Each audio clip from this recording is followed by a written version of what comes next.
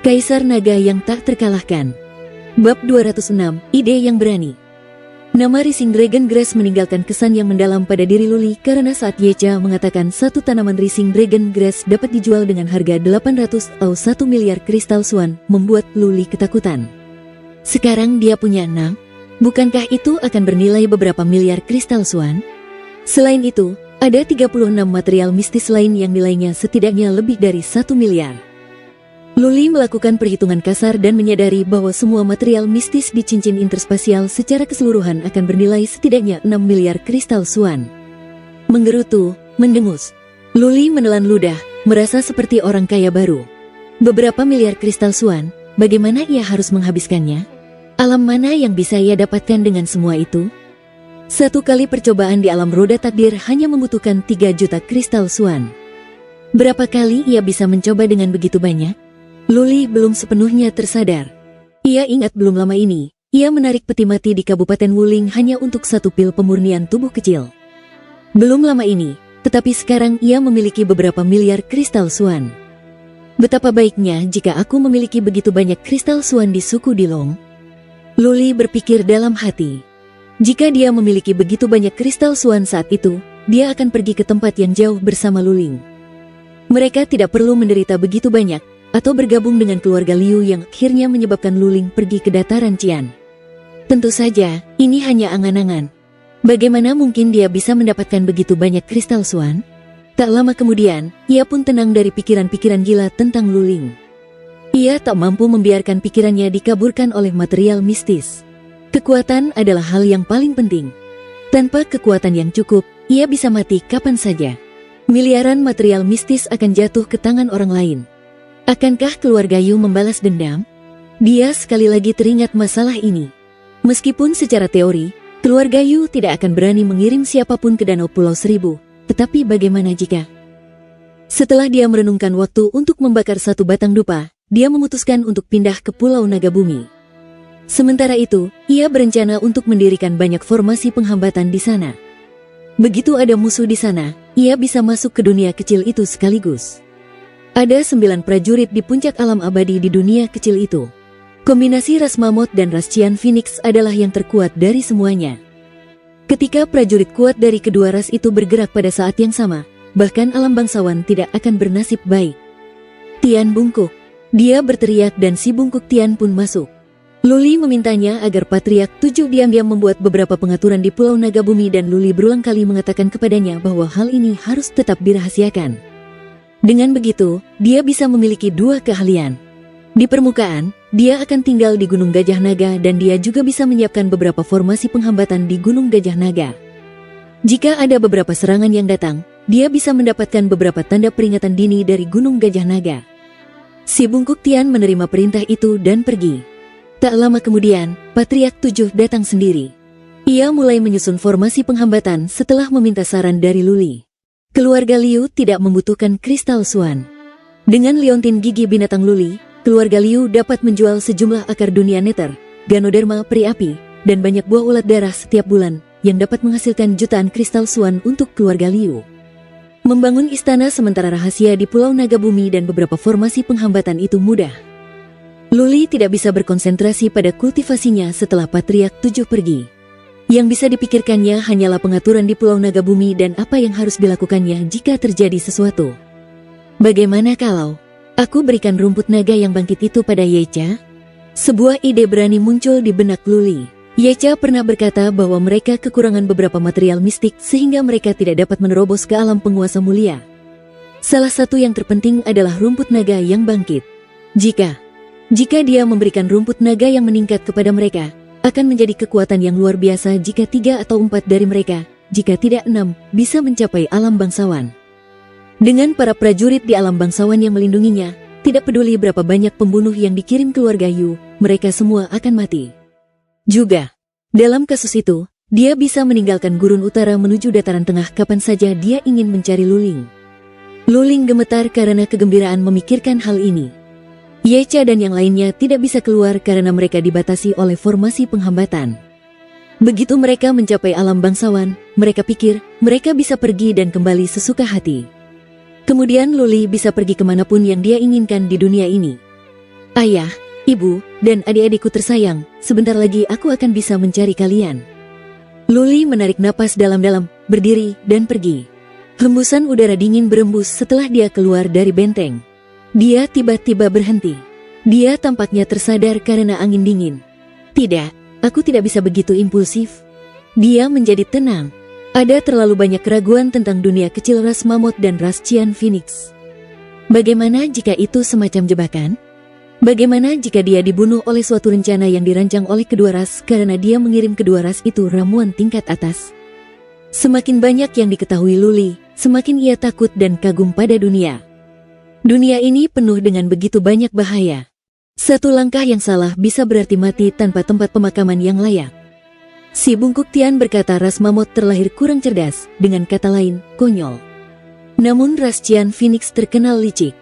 Jika dia terjebak oleh rencana jahat, dia tidak hanya akan kehilangan Rising Dragon Grass miliknya, dia juga bisa kehilangan nyawanya. Terlebih lagi, prasasti pada prasasti batu itu mengatakan bahwa dia adalah penguasa suci dari dua ras. Luli masih merasa sulit untuk mempercayainya karena hal itu terlalu tidak masuk akal. Dia berdiri di puncak gunung selama hampir setengah hari sebelum menegakkan kepalanya. Dia telah memikirkan sebuah ide. Tian Bungkuk. Luli berteriak. Si Bungkuk Tian muncul seperti hantu. Luli tidak menatapnya saat dia bertanya dengan suara rendah. Menurutmu, apakah aku bisa mempercayai ras Phoenix biru? Si Bungkuk Tian bingung mengapa Luli tiba-tiba menyebut ras Cian Phoenix. Dia memikirkannya dan menjawab, berdasarkan apa yang mereka lakukan sebelumnya, saya rasa mereka dapat dipercaya. Setidaknya, mereka tampaknya tidak menginginkan apapun lagi dari Anda, tuanku. Luli tidak menanggapinya. Setelah mempertimbangkannya, ia bertanya lagi, bisakah kamu mendapatkan informasi tentang ras Cian Phoenix dan ras Mammoth? Informasi terperinci. Tidak masalah. Si Bungkuk Tian berkata, kedua ras itu terkenal. Ada banyak catatan tentang buku-buku kuno. Belilah buku-buku kuno apa saja dan kita bisa menemukan informasinya.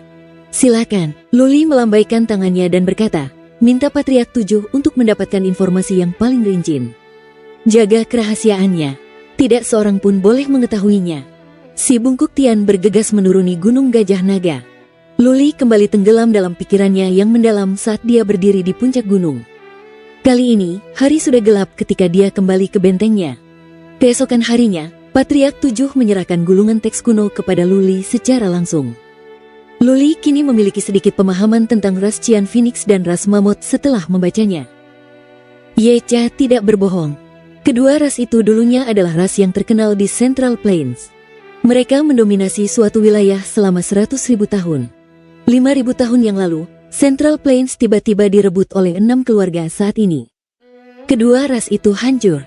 Dalam buku itu, tertulis bahwa semua pengikut dari kedua ras itu meninggal, sehingga dunia luar tidak tahu bahwa para pejuang yang tersisa dari kedua ras itu bersembunyi di dunia kecil.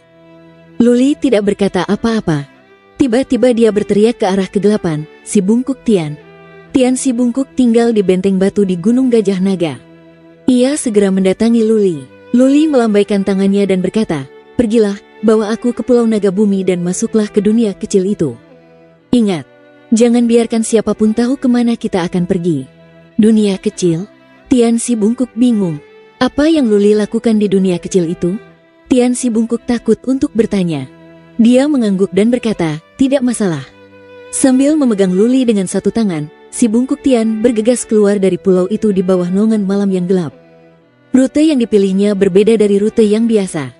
Formasi penghambatan pada dasarnya dibangun di bawah instruksinya sehingga dia secara alami tidak akan mengaktifkannya. Mereka diam-diam menyelinap keluar dari Pulau Blood Evil dan mendarat di Pulau Naga Bumi dalam diam. Memang, ada pengintai di sini, tetapi bagaimana mereka bisa menemukan si Bungkuk Tian? Keduanya turun dari gunung berapi dan memasuki terowongan sungai bawah tanah. Alih-alih membiarkan si Bungkuk Tian masuk, Luli memintanya untuk tetap berjaga di sungai bawah tanah dan segera memberitahunya dengan memecahkan jimat giok jika terjadi sesuatu. Luli turun ke danau bawah tanah sendirian. Dia menggunakan energi suanya untuk memicu formasi penghambatan, dan sekali lagi dia diteleportasi ke dunia kecil. Terakhir kali dia muncul, dia masih di hutan, tetapi kali ini, ada orang yang menjaga tempat ini. 2 prajurit dari ras Phoenix biru muncul. Mereka langsung berlutut setelah melihat Luli dan berkata, "Salam, Saint Lord." Luli mengangguk dan melambaikan tangannya. Tunjukkan padaku pemimpin klanmu. Bab 207, mati untuknya. Seorang prajurit setengah baya dari ras Phoenix Biru menggendong Luli dan bergegas menuju suku itu secepat kilat. Prajurit lainnya sudah pergi ke suku itu untuk melapor. Kedua prajurit dari ras Phoenix Biru itu seharusnya berada di alam roda takdir. Mereka bergerak sangat cepat, dan hanya dalam waktu 1 jam, Luli dapat melihat suku itu dari kejauhan. Prajurit itu kembali ke depan untuk melapor, jadi Yecha keluar untuk menyambut Luli bersama 4 leluhur lainnya. Ye Xiaoxi juga ada di sana. Banyak warga sipil memandang Luli dengan penuh kegembiraan dan rasa ingin tahu. Salam, Tuan Suci. Setelah Luli datang, Yecha dan beberapa leluhur membungkuk padanya. Semua warga sipil berlutut, berteriak, salam, Tuan Suci. Hanya Ye Xiaoxi yang cemberut. Dia hanya membungkuk santai dan mengucapkan kata-kata itu bersama yang lain. Luli tidak tersenyum. Dia hanya mengangguk dingin. Bangun sekarang. Pemimpin klan Ye dan para leluhur, pergilah bersamaku ke aula pertemuan. Ekspresi dan sikap Luli mengejutkan semua orang. Ye Xiaoxi sangat tidak senang. Jika Luli berada di alam abadi atau alam penguasa mulia, tidak apa-apa baginya untuk bertindak seperti ini. Tetapi dia hanya berada di alam laut roh dan dia pamer. Yecha dan para leluhur tidak tersinggung. Mereka segera mengikuti Luli ke aula pertemuan dengan penuh rasa hormat. Dalam perjalanan, Yecha bertanya dengan suara lembut, Tuan Suci, apakah terjadi sesuatu? Luli sama sekali tidak mempedulikan Yecha. Dia berjalan di depan semua orang dengan arogan. Dia tampak seperti orang yang sama sekali berbeda dari orang yang datang ke sini pertama kali. Kali ini, dia jauh lebih arogan dan agresif. Yecha dan keempat leluhur lainnya saling berpandangan, terkejut lagi. Namun, mereka tidak merasa terlalu kesal. Mereka melanjutkan perjalanan dalam diam. Setelah mereka memasuki aula pertemuan, Luli duduk di kursi tengah tanpa berkata apa-apa. Karena dia tidak memberi izin, Yecha dan yang lainnya takut untuk duduk. Mereka berdiri dengan kagum, menunggu Luli mengizinkan mereka duduk. Diam, diam. Luli meminum teh yang dibawakan beberapa pelayan dengan sombong. Dia menundukkan matanya, tidak mengucapkan sepatah kata pun, yang membingungkan Yecha dan yang lainnya. Baru setelah 1 batang dupa habis terbakar, Luli menatap Yecha dan berkata, Pemimpin klan Ye, aku butuh beberapa kristal suan karena ada keadaan darurat. Bisakah kau memberiku beberapa material mistis? Aku ingin menukarnya dengan beberapa kristal suan. Ekspresi beberapa leluhur berubah. Setelah Luli masuk, dia tidak mengatakan apapun selain meminta material mistik secara langsung. Bagaimana dia bisa bersikap seperti itu sekarang setelah dia berhutang pada mereka? Ekspresi Yecha tidak berubah. Dia mengangguk dan berkata, Tuan Suci, berapa banyak kristal suan yang Anda butuhkan? Saya akan mengirim seseorang untuk mengambil material mistis. Luli dengan santai menyebutkan, 3 miliar. Desisan. Keempat leluhur itu terkesiap. Luli telah meminta harga yang sangat tinggi. 1 buah ular surga harganya sekitar 40 atau 50 juta. Dia sebenarnya meminta 60 atau bahkan 70 buah ular surga. Dia pikir ras Phoenix Qian adalah gudang bahan mistik miliknya. Yecha ragu-ragu, tetapi hanya sesaat. Tak lama kemudian, dia berkata, tidak masalah bagi kami untuk menyediakan material mistis kepadamu. Namun, aku khawatir, Saint Lord, seseorang akan melihatmu ketika kamu menjual begitu banyak material mistis. Itu akan merugikanmu. Saint Lord, bisakah kau memberitahuku apa yang sedang terjadi? Dan bagaimana kau akan menjualnya? Mengapa kamu bertanya begitu banyak? Luli melambaikan tangannya dengan sikap memerintah dan berkata, aku hanya ingin tahu apakah kamu bisa memberiku atau tidak. Kalau tidak, aku akan memikirkannya sendiri. Kali ini, ekspresi keempat leluhur berubah total. Luli begitu sombong. Apakah dia benar-benar berpikir bahwa dia adalah tuan dan yang lainnya adalah budaknya? Bahkan jika mereka adalah budak, haruskah dia bersikap seperti itu sekarang karena dia menginginkan sesuatu dari mereka?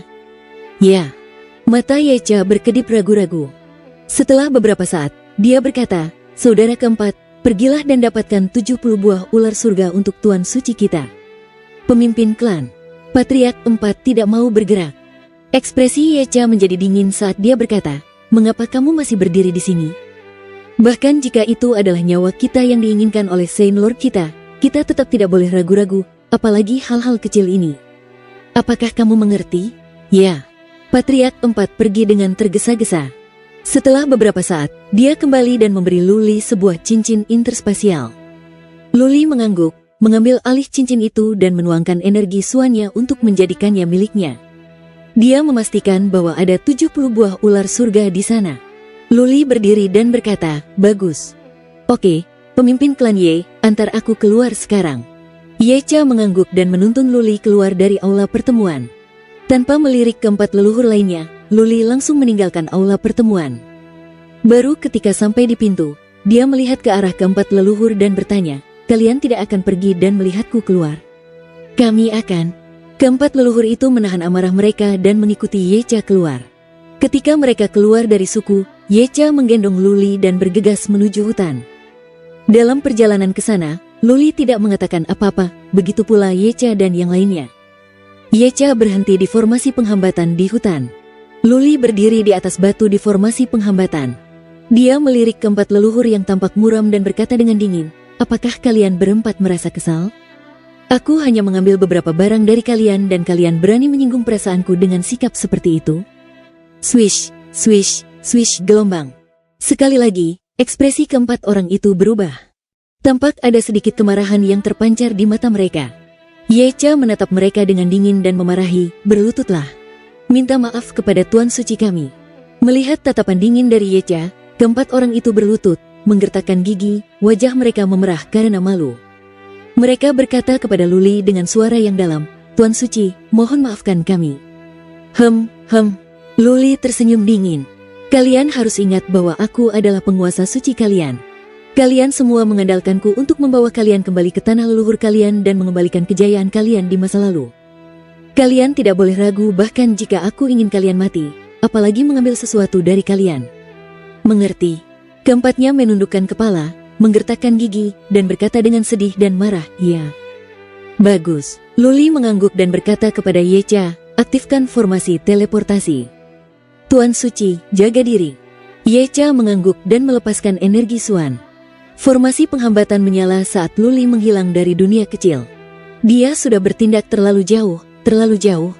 Begitu Luli pergi, keempat leluhur berdiri. Leluhur keempat menatap Yecha dengan marah dan berkata, "Pemimpin klan, bajingan ini menindas kita. Apakah kamu yakin bahwa Tuan Suci semacam ini dapat membawa kita kembali ke tanah leluhur kita?" Pemimpin klan. Tiga orang lainnya juga melihat Yecha yang juga tampak mengerikan.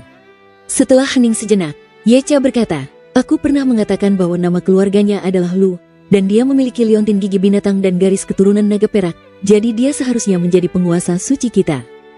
Kalian tidak boleh meragukannya. Namun, kali ini, dia bertindak sangat tidak normal. Dia bukanlah dirinya yang sebenarnya." "Bukan siapa dia?" Patriark 4 berkata dengan marah. "Apakah ada orang lain yang meminta kita untuk berlutut sekarang? Dia mengambil miliaran material mistik dari kita dan dia sangat sombong.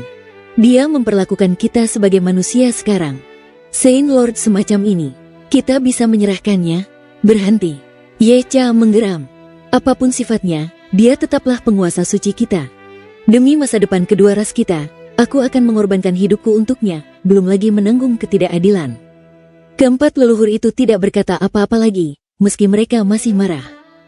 Saat Yecha bersiap pergi bersama keempat leluhur, formasi penghambatan kembali menyala. Setelah beberapa saat, seorang pemuda yang tersenyum muncul dari formasi penghambatan. "Siapa lagi kalau bukan Luli?" "Hah?" Kelima orang itu menatap wajah Luli yang ramah, seolah-olah mereka tidak mengenalnya. Luli ini sama sekali tidak mirip dengan yang mereka temui sebelumnya. Luli melangkah keluar dari formasi penghambatan, menangkupkan tinjunya, membungkuk dan berkata, "Para leluhur, saya minta maaf karena telah menyinggung kalian tadi. Mohon maafkan saya." Yecha tidak mengerti apa yang sedang dilakukan Luli. Dia bertanya dengan bingung, "Tuan Suci, apa yang kau?" Luli menjawab sambil menyeringai, "Tidak apa-apa. Aku hanya mempermainkanmu. Ambil kembali buah ular surga milikmu. Nah, ini beberapa hadiah untukmu." Luli mengembalikan cincin interspasial berisi 70 buah ular surga kepada Yecha lalu memberinya 6 kotak giok. "Menurutku ini akan sangat membantumu." Yecha membuka kotak giok itu dengan curiga. Aroma yang kuat menyerbu hidung mereka, membuat kelima orang itu bersemangat. Yecha mengintip material mistis di dalam kotak. Tubuh tuanya bergetar saat dia berteriak, Rumput naga yang meningkat? Bab 208, tunggu aku, hanya setengah tahun. Apa? Hal itu mengejutkan keempat leluhur lainnya. Mereka berkumpul, melirik ke arah material mistis yang menyerupai naga mini berwarna emas di dalam kotak. Mata mereka berbinar seolah-olah mereka adalah 4 bujangan tua yang telah melihat kecantikan telanjang. Kelima orang itu telah tinggal di puncak alam abadi selama bertahun-tahun, tetapi mereka tidak pernah mampu mencapai terobosan. Mereka tidak dapat pergi dan melihat dunia luar hanya karena mereka tidak memiliki rumput naga yang bangkit dan 2 jenis material mistis lainnya. Bukan hanya mereka, banyak ayah dan kakek mereka yang telah meninggal karena usia tua di dunia kecil ini. Mereka tidak bisa keluar atau mendapatkan material mistis yang dibutuhkan di sini, jadi tidak ada yang bisa mencapai alam bangsawan. Sekarang, ada rumput naga hidup yang tumbuh di depan mereka. Dengan ini, Yecha memiliki 60% kepastian untuk mencapai alam penguasa mulia. Jika dia bisa mendapatkan 2 bahan mistis lainnya, peluangnya bisa meningkat menjadi 90%. Ya, Rising Dragon Grace. Aku punya 6 dan kamu boleh mengambil semuanya. Luli berkata sambil tersenyum. Sepertinya dia tidak memberikan 5 atau 6 miliar kristal swan yang merupakan material mistis langka, tetapi beberapa pil pemurnian tubuh. Desis, mendesis gelombang. Kelima orang itu terkesiap. Yecha membuka kotak-kotak lainnya secepat yang ia bisa. Ketika mereka yakin bahwa semua itu adalah Rising Dragon Grace, keempat orang lainnya gemetar karena kegembiraan. Luli baru saja meminjam 3 miliar kristal swan senilai material mistik dari mereka, dan dia segera kembali. Dia tidak hanya mengembalikan material mistik mereka, dia juga memberi mereka rumput naga bangkit senilai 5 atau 6 miliar kristal swan. Beberapa miliar kristal swan bukanlah masalah besar. Yang terpenting di sini adalah betapa langkanya material mistis ini. Yecha tidak meminta Luli untuk menukar Rising Dragon Grace dengan jenis material mistis lainnya terakhir kali karena suatu alasan. Pertama, Luli tidak cukup kuat sehingga tindakan seperti itu mungkin akan menyakitinya. Kedua, Yecha tahu dengan jelas bahwa di tempat sekecil gurun utara, Rising Dragon Grace hampir tidak akan terlihat bahkan dalam 100 tahun. Atau, mustahil untuk membelinya. Yecha berpikir bahwa ia dapat menunggu Luli menjadi lebih kuat, setidaknya mencapai puncak alam roda takdir atau alam abadi. Kemudian, ia dapat meminta Luli untuk pergi ke dataran hijau atau dataran tengah untuk mendapatkan rumput naga yang meningkat. Tanpa diduganya, Luli datang membawa 6 rumput naga meningkat setelah waktu yang begitu singkat. Bisa dibayangkan bagaimana kelima orang itu berpikir. Paling tidak, 2 dari 5 orang itu bisa mencapai alam bangsawan dengan 6 rumput naga yang bangkit. Jika mereka bisa mendapatkan 2 jenis bahan mistis lainnya, mungkin mereka semua bisa mencapai terobosan. Desis, mendesis gelombang. Yecha menghela napas. Ia menutup kotak giok itu dengan cepat, lalu berlutut. Begitu pula keempat leluhur lainnya. Yecha berkata sambil tersedak, Rascian Phoenix tidak akan pernah melupakan kebaikan hati penguasa suci kami. Setiap generasi Rascian Phoenix mulai sekarang akan menganggapmu sebagai penguasa suci kami. Senyum di wajah Luli membeku. Yecha tampak terlalu serius.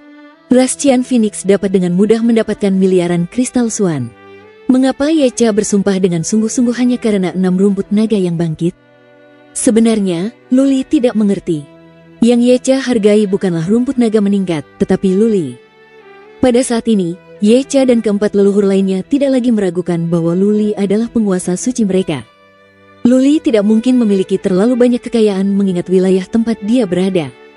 Namun, dia telah memberikan 5 atau 6 miliar kristal swan senilai bahan mistik tanpa ragu-ragu. Hal itu membuat Yecha dan yang lainnya merasa bahwa pikiran Luli tidak ada bandingannya. Bagaimana mungkin orang seperti ini tidak akan mencapai sesuatu di masa depan? Selain itu, ada tulisan di prasasti batu itu. Jadi bagaimana mungkin Yecha dan yang lainnya tidak akan melayani Luli dengan nyawa mereka? Yecha dan keempat leluhur memahami cara Luli bertindak sebelumnya. Jelas, Luli sedang menguji mereka. Kalau saja Yecha tidak memberikan 3 miliar kristal swan senilai material mistis kepada Luli, atau kalau pada akhirnya keempat leluhur tidak bertekuk lutut, Luli tidak akan mempercayai mereka dan juga tidak akan memberikan rumput naga bangkit kepada mereka dengan begitu mudahnya. Alih-alih mengutuk Luli, mereka justru merasa apa yang dilakukannya benar. Jika Luli memberi mereka hadiah tanpa menyelidikinya sedikit pun, dia akan menjadi orang bodoh. Orang bodoh seperti itu tidak akan layak untuk diikuti. Berdirilah sekarang. Kita ada di pihak yang sama. Jangan repot-repot. Luli membantu Yecha dan keempat orang lainnya berdiri. Dia benar-benar menguji mereka. Yecha telah berhasil lulus. Sekarang, mereka telah mendapatkan kepercayaan penuh dari Luli, dan dia menganggap dirinya sebagai salah satu dari mereka. Yecha dan keempat orang itu berdiri. Dia menyimpan 6 kotak giok ke dalam cincin interspatialnya tanpa menolak. Kemudian dia bertanya, Tuan Suci, dari mana kamu mendapatkan rumput naga yang bangkit? Makam Raja Naga. Luli tidak menyembunyikan informasi apapun. Dia berkata dengan jujur, aku pergi ke makam Raja Naga beberapa waktu lalu. Beruntungnya aku mendapatkan cincin interspasial yang di dalamnya terdapat banyak material mistis. Kurasa kau membutuhkan rumput naga yang bangkit, jadi aku di sini untuk memberikannya padamu. Oh, begitu. Yecha dan yang lainnya telah mendengar tentang Raja Naga. Ia adalah seorang pejuang kuat dari alam berdaulat manusia yang telah menyatukan Gurun Utara 10.000 tahun yang lalu. Dapat dimengerti bahwa harta yang begitu berharga ada di makam Raja Naga. Luli bertanya setelah jeda, benar, kamu menyebutkan bahwa kamu membutuhkan beberapa jenis material mistik untuk mencapai alam penguasa mulia. Apalagi yang kamu butuhkan?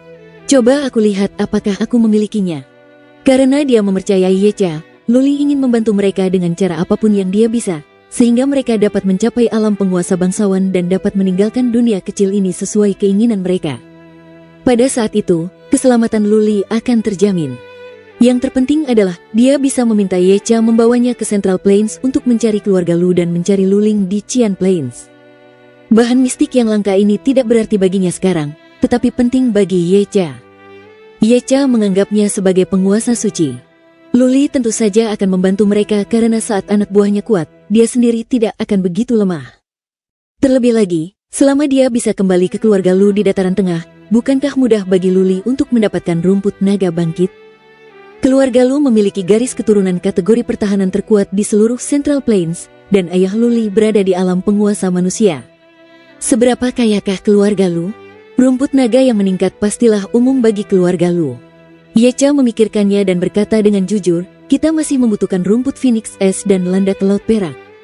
Hanya 2 ini. Oh, wajah Luli dipenuhi senyum saat dia berkata, beruntungnya kamu.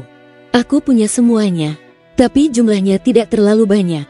Aku hanya punya 2 rumput Phoenix Es dan 3 bulu babi perak, semuanya milikmu. Cincin di tangan Luli bersinar saat 2 helai daun biru dan 3 landak laut perak berbentuk telur muncul di tangannya. Dia menyerahkannya kepada Yecha dan berkata, kau boleh mengambilnya.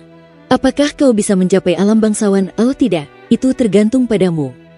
Terima kasih, Tuan Suci, terima kasih. Tubuh Yecha bergetar lagi. Dengan Rising Dragon Grace, peluang keberhasilan mereka sudah mencapai 60%. Sekarang setelah Luli memberinya 2 jenis material mistis lainnya, dia yakin bahwa dia bisa mencapai alam berikutnya. Luli tersenyum tipis dan menjawab, sama-sama. Kalau kamu sudah cukup kuat, tidak akan ada yang menindasku di Danau Seribu Pulau, kan? Oh, tanya Luli dengan rasa ingin tahu. Dengan semua ini, berapa banyak dari kalian yang bisa mencapai alam Tuan Mulia? Yecha dan keempat leluhur saling memandang dan menjawab, 3, setidaknya 3. Jika kita beruntung, kita semua bisa berhasil. Oke, Luli mengangguk dengan gembira. Jika mereka berlima bisa menerobos, pasukan ini bisa melindunginya di Danau Pulau Seribu. Kecuali jika orang tua penjara surga menghadapinya secara langsung, Luli tidak perlu khawatir dengan pasukan manapun. Bahkan, dia tidak akan takut jika semua prajurit kuat dari keluarga Yu datang untuk membunuhnya. Dikatakan bahwa hanya patriark keluarga Yu yang berada di alam bangsawan. Bahkan jika dia berada di tahap tengah atau akhir alam bangsawan, Yecha dan yang lainnya masih akan mampu menghadapinya. Lalu, berapa banyak waktu yang kau butuhkan? Luli mengajukan pertanyaan terakhir dan paling penting. Ia tidak sabar untuk pergi ke Central Plains untuk menemukan keluarga Lu. Yecha memikirkannya dan berkata dengan yakin, paling lama setengah tahun. Oke. Senyum lebar mengembang di wajah Luli. 6 bulan bukanlah waktu yang lama. Dia masih bisa memikirkan cara untuk menghentikan keluarga Bai. Luli mengepalkan tangannya sambil bergumam dengan penuh semangat. Ayah, ibu, adik, tunggulah aku selama setengah tahun. Dalam 6 bulan, aku akan dapat meninggalkan Danau Pulau Seribu menuju dataran tengah. Aku akan segera menemui kalian. Bab 209, Manusia yang Terberkati. Seseorang di Danau Pulau Seribu sedang menyulitkanmu? Yecha teringat pertanyaan Luli, jadi dia bertanya, Tuan Suci, apakah Anda punya musuh di Danau Pulau Seribu? Jika terlalu berisiko, Anda bisa bersembunyi di sini selama setengah tahun. Setelah itu, kami akan pergi dengan menyamar. Kami akan membunuh semua musuh Anda. Tidak apa-apa gelombang. Luli melambaikan tangannya dan berkata, musuhku tidak berani masuk ke Danau Pulau Seribu di siang bolong. Tidak ada seorang pun di Danau Pulau Seribu yang berani menyentuhku untuk saat ini. Aku tinggal di pulau di luar formasi penghambatan. Aku bisa diteleportasi kembali ke sini begitu terjadi sesuatu yang salah. Oke. Yecha mengangguk dan menjawab, hati-hati, Saint Lord. Kami akan mengirim seseorang untuk melindungimu di sisimu dalam waktu setengah tahun. Itu bukan hal yang penting. Mata Luli dipenuhi semangat saat dia berkata, aku harus pergi ke dataran tengah secepatnya. Setelah kau berhasil menerobos, bawalah aku ke sana. Jika memungkinkan, bawalah aku ke dataran biru juga. Dataran tengah. Ekspresi Yecha dan keempat leluhur berubah. Leluhur keempat menggelengkan kepalanya dan berkata, kita tidak bisa pergi ke dataran tengah. Kita tidak bisa. Kenapa? Luli bingung. Dia telah memberi mereka miliaran kristal swan yang berisi material mistis hanya agar mereka membawanya ke Central Plains suatu hari nanti. Jika itu tidak bisa dilakukan, lalu mengapa dia memberi mereka Rising Dragon Grass? Yang mulia, saya telah sampaikan hal ini kepada Anda. Yecha menghela napas dan berkata, tanah leluhur kedua ras kita berada di dataran tengah. Kita dihancurkan oleh pasukan sekutu dari 6 keluarga 5.000 tahun yang lalu, keluarga paling kuat di dataran tengah. Pikirkanlah, dapatkah kita hidup jika kita pergi ke sana dan ditemukan oleh 6 keluarga? Semua orang di dunia kecil akan segera dibunuh oleh 6 keluarga. Karena itu, Yecha berkata dengan serius, tidak apa-apa jika kau ingin kami pergi dari sini karena Gurun Utara terletak di tempat paling utara. Bagi keluarga besar di dataran tengah, ini adalah tempat yang terpinggirkan. Tidak ada seorang pun di keluarga besar yang peduli tentang ini. Tidak ada murid atau pengintai keluarga besar yang akan menginjakkan kaki di tempat ini. Selama kita berhati-hati dan menyembunyikan identitas kita, kita akan baik-baik saja. Namun, kemungkinan kita ditemukan akan meningkat pesat begitu kita meninggalkan Gurun Utara. Dataran tengah adalah tempat keluarga besar bersinar. Patriark lainnya menambahkan, Tuan Suci, selama masa kejayaan kami memiliki 5 prajurit di puncak alam berdaulat manusia, 16 di alam berdaulat manusia, dan banyak prajurit kuat lainnya dari alam lain. Di bawah tekanan 6 keluarga, kedua ras kami terpuruk. Tak satu pun dari prajurit kuat itu bertahan hidup setelah 1 malam. Apakah menurutmu kami dapat menahan 6 keluarga itu berdasarkan sedikitnya prajurit yang kami miliki sekarang setelah kami ditemukan? 5 di puncak alam kedaulatan manusia dan 16 di alam kedaulatan manusia? Luli tercengang. Dia merasa pikirannya kacau dan dia sangat terkejut. Dia berpikir tentang seberapa kuat ke-6 keluarga itu, tetapi ini tidak terduga. Ada 21 prajurit dari alam berdaulat manusia, tetapi mereka dibunuh oleh ke-6 keluarga itu dalam semalam. Lalu, berapa banyak prajurit kuat dari ke-6 keluarga itu secara total? Tak terbayangkan. Tidak ada prajurit dari alam berdaulat manusia di Gurun Utara, tetapi setidaknya ada selusin di pihak 6 keluarga. Dan dia ingin membawa kedua ras kembali ke tanah leluhur mereka hanya dengan memanfaatkan kekuatannya, bertarung melawan puluhan prajurit dari alam berdaulat manusia, ratusan dari alam penguasa mulia, puluhan ribu dari alam abadi, ratusan ribu dari alam roda takdir, dan jutaan dari alam kolam jiwa. Sialan, Luli tiba-tiba merasa seperti sedang disesatkan. Apakah ada orang yang bisa melakukan ini? Apakah ayahnya Luren Huang, apalagi dirinya, mampu memimpin kedua ras itu kembali ke tanah leluhur mereka? Apakah Luren Huang bisa melawan begitu banyak prajurit yang kuat? Tuan Suci, jangan khawatir tentang hal ini. Yecha melihat ekspresi Luli dan berkata sambil tersenyum, jika mantra ramalan surga itu akurat, maka kau akan menuntun kami kembali. Jika tidak, maka itu adalah kehendak Tuhan. Kami tidak akan menyalahkanmu. Kau biarkan saja dan jangan terlalu khawatir. Mendengar perkataan Yecha, Luli merasa sedikit lega. Benar, melakukan apapun yang bisa dilakukannya sudah cukup. Jika tidak bisa, dia akan mati sia-sia seperti belalang yang mencoba menghentikan kereta perang. Setelah berpikir sejenak, Luli bertanya lagi karena dia tidak bisa melupakannya. Kalau begitu, bisakah kamu mengirimku keluar Central Plains? Aku bisa masuk sendiri. Tidak apa-apa, Yecha berkata dengan yakin. Selama kita tidak masuk, tidak apa-apa. Kita hanya perlu bersikap tenang. Oke, akhirnya, ada kabar baik. Central Plains memang tempat yang besar, tetapi keluarga Lu juga merupakan kekuatan besar. Selama dia bisa menemukan seseorang dari keluarga Lu, dia bisa kembali dan apa yang terjadi setelah itu akan mudah diatasi. Baiklah, apa yang perlu didiskusikan sudah tercakup semua. Luli merasa tidak perlu baginya untuk tinggal lebih lama lagi, jadi dia berkata, "Kembalilah dan cobalah untuk mencapai alam bangsawan mulia. Aku akan kembali sekarang. Setelah kamu berhasil menembus alam bangsawan mulia, kamu bisa keluar dan menemuiku. Aku akan kembali dalam waktu setengah tahun juga." Yecha dan yang lainnya membungkuk padanya dan berkata, "Selamat tinggal, Tuan Suci." Luli pergi dengan tatapan putih yang menyilaukan. Yecha dan yang lainnya tidak segera pergi. Mereka tenggelam dalam pikiran mereka, menatap batu putih yang meredup. Setelah beberapa saat, Patriark 4 berkata sambil mendesah, "Pemimpin klan, apakah rumput naga yang meningkat benar-benar berasal dari makam Raja Naga?" "Seharusnya begitu." Yecha menjawab setelah mempertimbangkannya, "Jika orang lain memberikannya kepadanya, dia tidak perlu menguji kita." Saint Lord adalah orang yang diberkati sekarang karena dia bisa mendapatkan harta yang sangat berharga di makam Raja Naga. Ayo kita kembali dan mencoba mencapai alam bangsawan. Kita bisa segera keluar. Ayo pergi.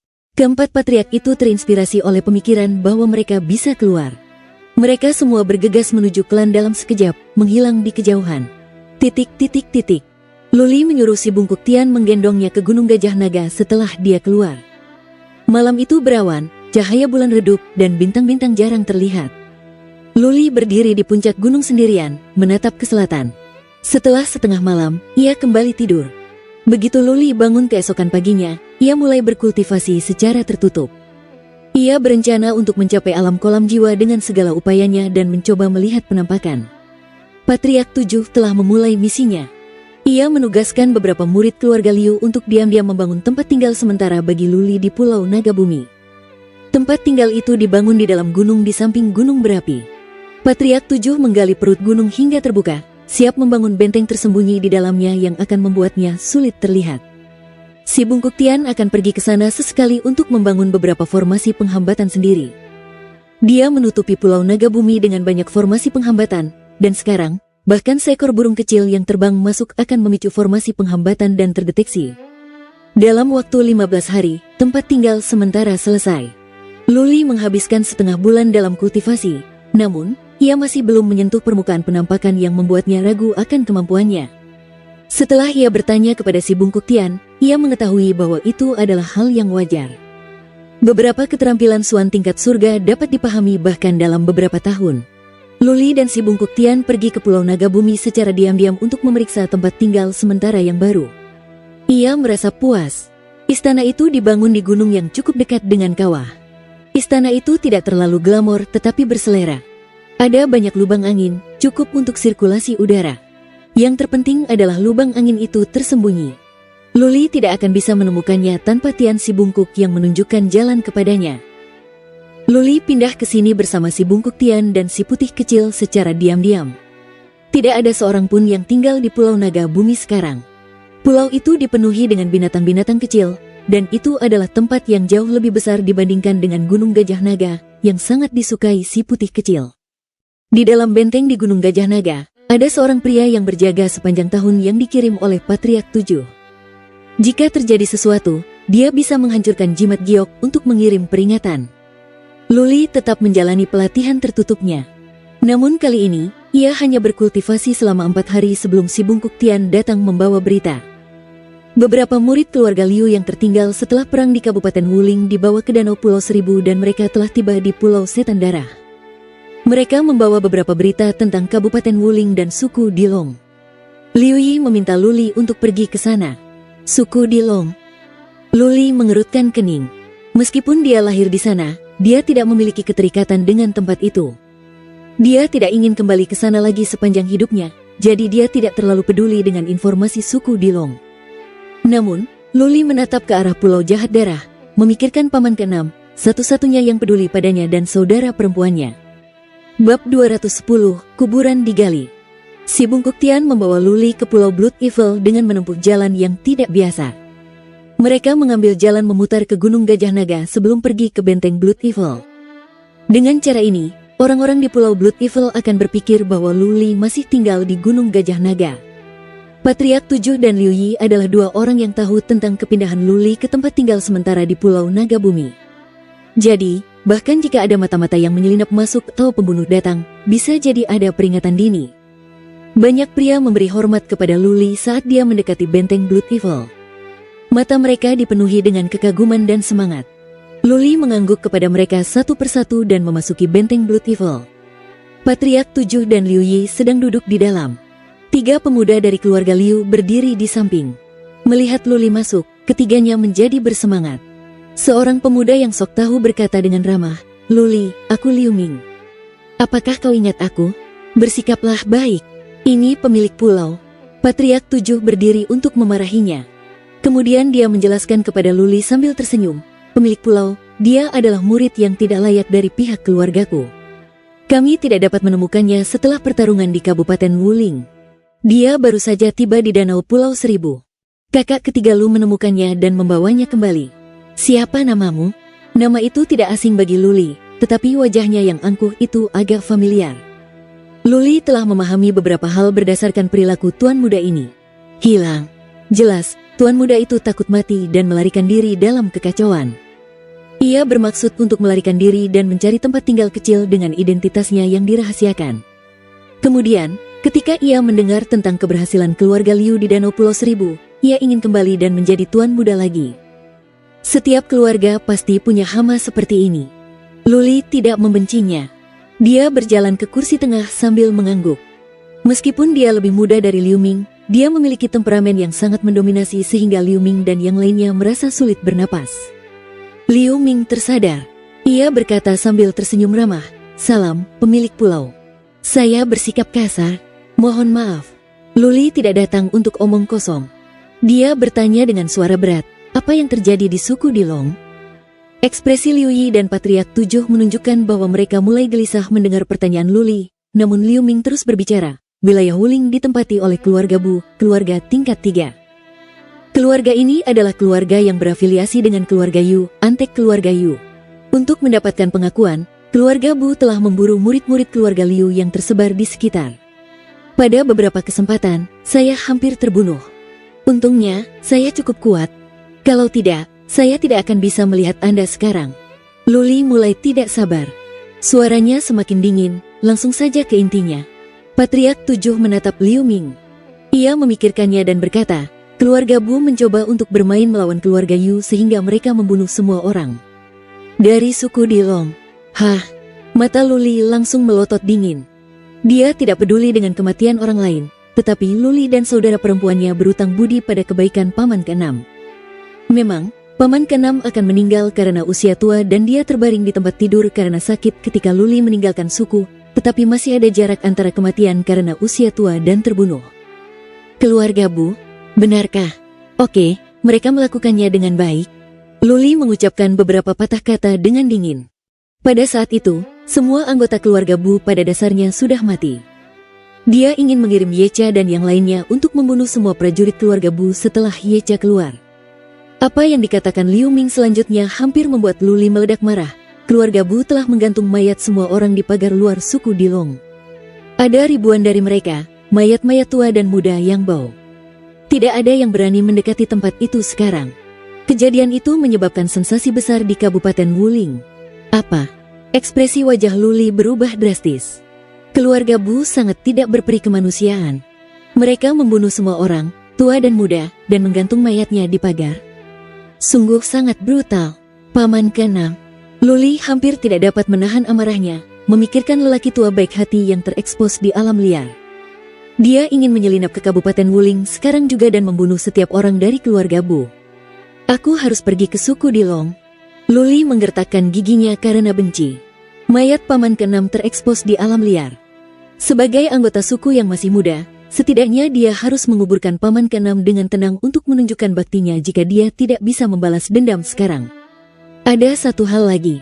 Aku takut mengatakannya. Liu Ming tiba-tiba berkata lagi, tetapi dia berhenti setelah berpikir 2 kali. Tatapan dingin terpancar di mata Luli saat dia berkata, apa yang perlu ditakutkan? Katakan saja. Liu Ming menatap Patriark 7 yang mengangguk tak berdaya. Liu Ming mengambil keputusan dan berkata, pemilik pulau, makam kakekmu telah digali. Setiap makam leluhur di sana telah digali. Tulang-tulangnya berserakan di tanah. Ledakan.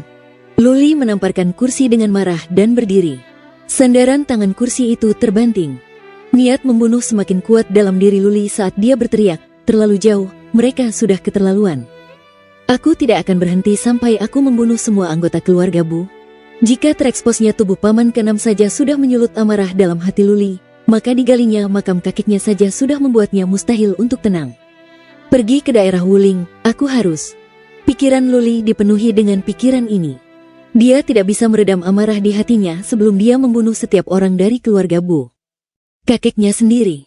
Dia sudah meninggal, tetapi dia masih belum bisa mendapatkan kedamaian. Kuburannya digali dan tulang-tulangnya berserakan di mana-mana. Bagaimana Luli bisa menghadapi ibunya jika dia tidak pergi ke Kabupaten Wuling untuk menegakkan keadilan? Tutup pulau itu. Jangan biarkan siapapun keluar kecuali para leluhur sampai aku kembali. Luli langsung memberi perintah. Kemudian dia menatap Tian Si Bungkuk dan berteriak dalam-dalam, "Tian Si Bungkuk, ayo pergi." Tian Si Bungkuk adalah budak Luli, jadi dia takut untuk tidak mematuhi Luli karena keengganannya. Dia bangkit dan berjalan ke arah Luli. Liu Yi dan Patriark 7 ketakutan. Patriark 7 segera menghentikan Luli dan berkata, "Pemilik pulau, jangan seperti ini. Kita perlu menyelidiki masalah ini lebih lanjut." "Luli, tenanglah." Liu Yi bergegas menghampiri Luli. "Begitu kau meninggalkan Danau Pulau Seribu, kau akan ditemukan oleh keluarga Yu. Konsekuensinya akan sangat berat. Pergilah." Luli melotot ke arah Liu Yi dan berteriak dingin kepadanya, "Bukan kuburan keluargamu yang sedang digali. Tentu saja kau akan berkata begitu. Kakekku sudah meninggal dan dia masih belum bisa mendapatkan kedamaian. Apakah aku masih layak menjadi manusia jika aku tidak mendapatkan balas dendam?" Melihat mata merah Luli dan wajahnya yang pucat, Liu Yi melangkah mundur dengan ketakutan. Luli terhuyung-huyung pergi bersama si Bungkuk Tian dan menghilang dari benteng jahat darah. Saat Liu Yi dan Patriark 7 keluar, Luli dan Tian Si Bungkuk sudah menghilang di kejauhan. Tian Si Bungkuk begitu cepat sehingga tidak ada yang bisa mengejarnya. Ini tidak bagus. Liu Yi dan Patriark 7 saling memandang, menyesal telah menceritakan masalah itu kepada Luli.